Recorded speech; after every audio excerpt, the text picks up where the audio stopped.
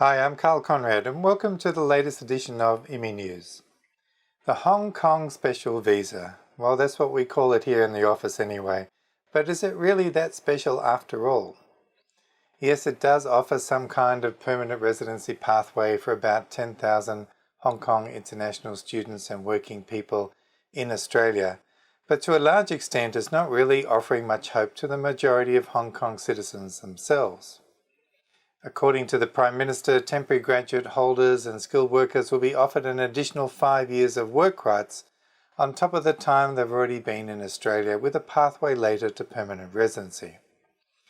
There's no details of what would be required to meet that permanent residency requirement after those 5 years have gone, but the Immigration Minister has said only the police and medical checks will need to be satisfied.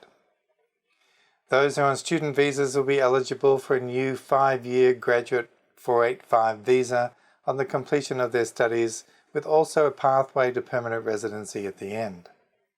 For those living in Hong Kong, there will be a 5-year temporary skill visa provided. This visa will be based upon meeting an updated skills list and labour market testing requirements, which of course have not been released yet. On the ABC Insiders program on Sunday morning, the acting Immigration Minister claimed that those people who cannot apply for these pathways will still be able to access the current humanitarian visas if they feel they're being persecuted based upon their political beliefs. The minister stated that pro-democracy supporters in Hong Kong are currently at a greater risk of persecution due to the new China national security laws.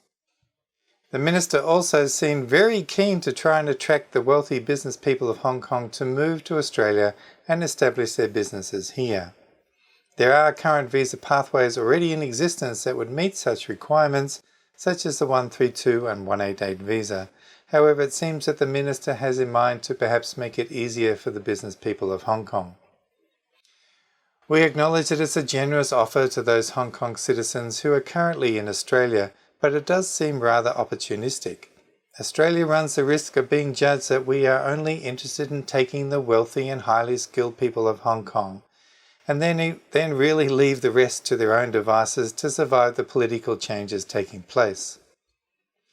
The Immigration Minister offered the Hong Kong people could utilise the current humanitarian visas that Australia already offers, but that seemed a little ingenuous. Those who are already in Australia but do not meet the current requirements on offer, of course you can still apply for protection of the Australian government through the humanitarian visa onshore. The minister indicated already his department has received 130 applications from Hong Kong passport holders. At the moment, there may be considerable concession available to them in the processing of that visa. It is certainly worth a try rather than facing the thought of possible persecution if they returned home. Remember, once a protection visa is granted, you'll not be able to return home for some time, otherwise it can be cancelled. The abrupt changes in Hong Kong is a complicated issue, and we feel compassion for the people who fear such a change. We wish our government could have offered more and hopefully will do so in the future.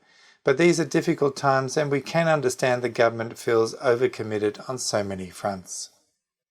So thank you for watching IMI News. Make sure you subscribe to our YouTube channel and we'll see you next time. So take care and bye for now.